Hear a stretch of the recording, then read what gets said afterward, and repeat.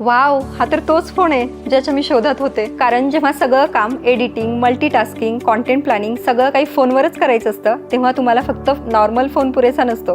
तुम्हाला एक pro phone लागतो आणि अगदी हेच काम पोको 8X प्रो करतो. आणि स्मूदर आणि फास्टर कामासाठी पोको X8 प्रोमध्ये मीडियाटेक डिमेन्सिटी 8500 अल्ट्रा प्रोसेसर दिलेला आहे, ज्याचा अँतुतू स्कोअर 2.3 मिलियनपेक्षा सुद्धा जास्त आहे. आणि जेव्हा फोनवर इतकं काम होतं तेव्हा बॅटरी तर तितकी पॉवरफुल असणं गरजेचंच आहे, हो ना?